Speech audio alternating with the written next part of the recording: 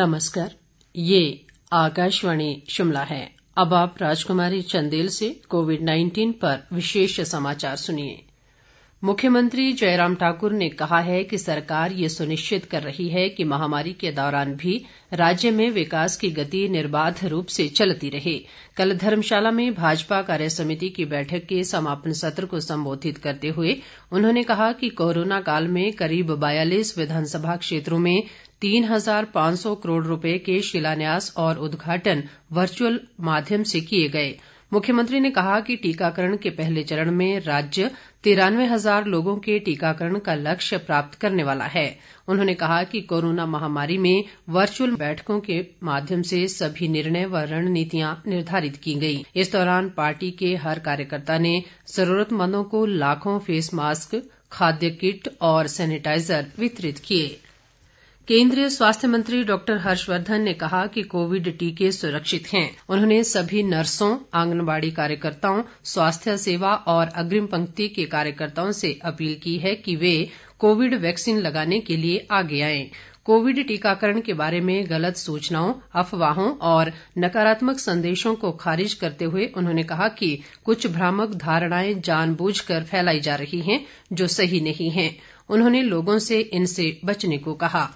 उन्होंने कहा कि अभी तक 1 करोड़ से अधिक खुराक सफलतापूर्वक और सुरक्षित रूप से दी गई है और ये टीके की सुरक्षा सिद्ध करती है। डॉक्टर हर्षवर्धन ने लोगों से कोविड के खिलाफ लड़ने के लिए एकजुट होकर काम करने को कहा। देश में कोविड-19 से स्वस्थ होने की दर 97.27% हो गई है। कोरोना संक्रमण से अब तक 1,06,78,048 लोग स्वस्थ हो चुके हैं।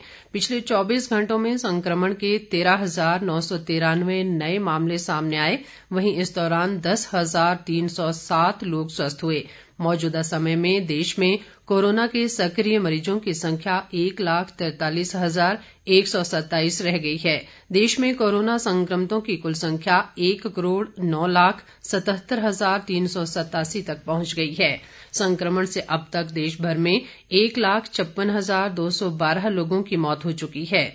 भारतीय आयुर्विज्ञान संस्थान ICMR के अनुसार देश भर में अब तक 21,62,61,480 लोगों की कोरोना जांच की जा चुकी है। पिछले 24 घंटों के दौरान 7,86,618 कोविड नमूनों की जांच की गई। देश में अब तक 1,07,15,204 लाभार्थियों को कोविड-19 के टीके लगाए जा चुके हैं। पिछले 24 घंटों के दौरान 5,27,197 लोगों को कोविड वैक्सीन लगाई गई। प्रदेश में कोरोना संक्रमितों की संख्या 58,344 तक पहुंच गई है। पिछले 24 घंटों के दौरान प्रदेश में कोरोना के 32 नए मामले सामने आए हैं।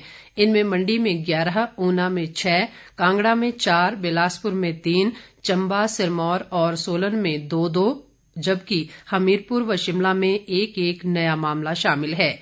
इस दौरान 35 लोग स्वस्थ भी हुए हैं। स्वास्थ्य विभाग द्वारा जारी बुलेटिन के अनुसार अब तक 57,052 लोग संक्रमण से पूरी तरह ठीक हो चुके हैं। वर्तमान में सक्रिय मामलों की संख्या 298 है। राज्य में कोरोना से अब तक 981 लोगों की मृत्यु हुई है।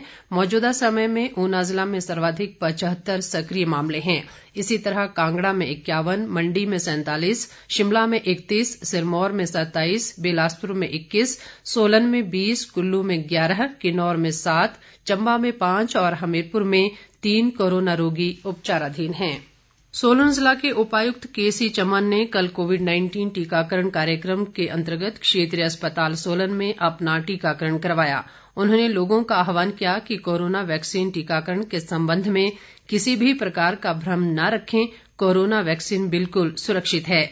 उपायुक्त ने कहा कि जिले में 28% फ्रंट लाइन वर्करों तथा 65% स्वास्थ्य कार्यकर्ताओं का अब तक कोविड-19 से बचाव के लिए टीकाकरण किया जा चुका है।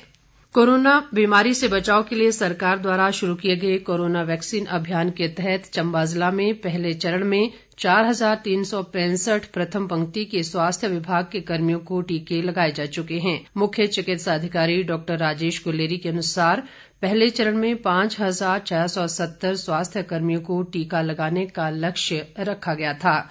जिले में दूसरे चरण का टीकाकरण अभियान भी शुरू हो गया है। उन्होंने लोगों से अपील की है कि भ्रांतियों में न आएं, क्योंकि ये टीका किसी भी व्यक्ति के लिए आवश्यक है। इसके साथ ही ये समाचार बुलेटिन समाप्त हुआ। नमस्कार।